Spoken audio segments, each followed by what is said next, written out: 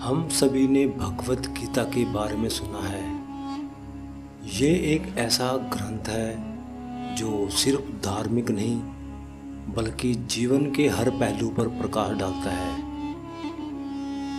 कैसे एक गलत सोच एक साम्राज्य को मिट्टी में मिला देती है, कैसे अहंकार इंसान का सबसे बड़ा दुश्मन होता है और कैसे सच्चा योद्धा धर्म के लिए लड़ता है, खुद के लिए नहीं।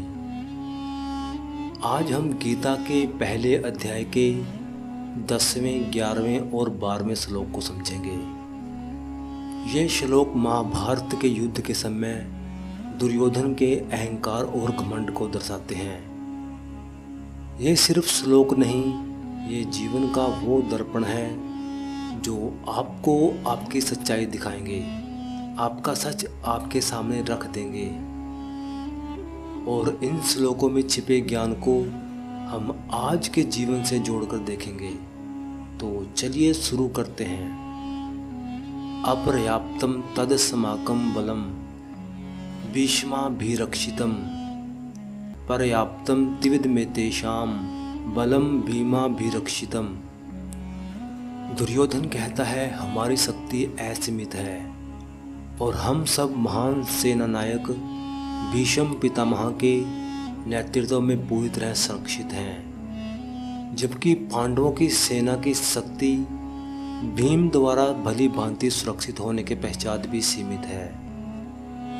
अनेषु च सर्वेषु यथा भागम व स्थिता भीष्मेवाभिरक्षन्तु भवन्त सर्व एवहित।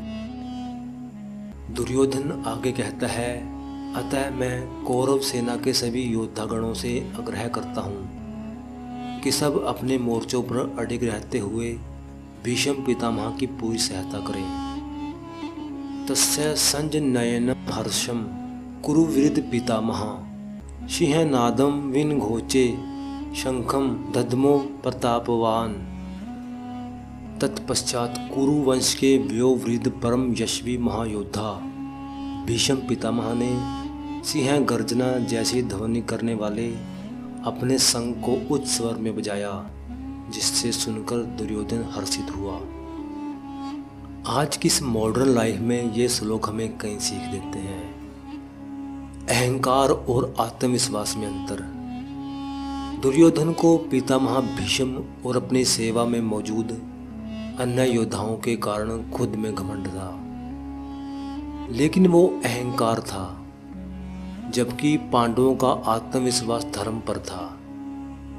आज भी हम कई बार दूसरों के कंधों के सहारे खुद में इतना ज़्यादा चूर होकर हम अहंकार में अंधे हो जाते हैं और अपनी खुद की क्षमताओं को जाने बिना घमंड कर बैठते हैं। लेकिन सच्चा विश्वास वही है जो नैतिकता पर टिका हो, क्योंकि जब अहंकार और घमंड को सच्चाई और विश्वास की तुला पर तोला जाता है तो अहंकार और घमंड का पलड़ा ऊपर उठ जाता है, क्योंकि सच्चाई और विश्वास का पलड़ा हमेशा भारी रहता है। सही गाइडेंस की जरूरत।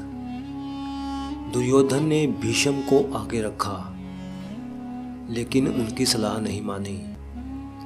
आज भी हम बड़ों की सलाह सुनते हैं लेकिन उस पर अमल नहीं करते, जिससे नुकसान होता है, क्योंकि कहीं ना कहीं हमारा समाज इस सोच से ग्रसित है कि हम ही सही हैं, क्योंकि इंसान अपनी ईगो को नहीं छोड़ना चाहता और वो अपना सर्वनाश तो करता ही है और अपने साथ के दूसरों को भी भारी नुकसान पहुंचाता है।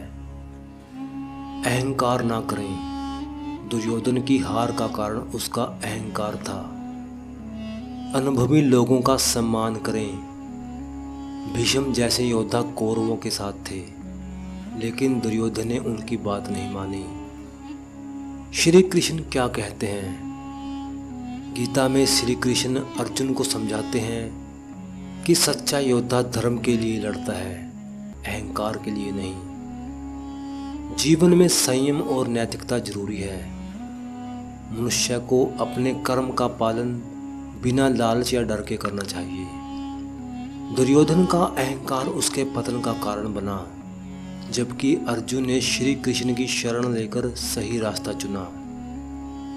श्री भगवत गीता क्या कहती है?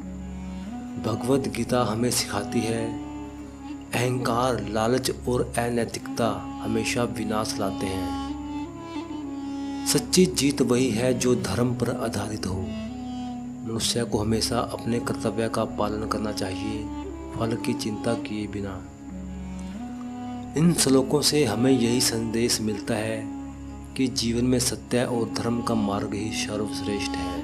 हरे कृष्ण।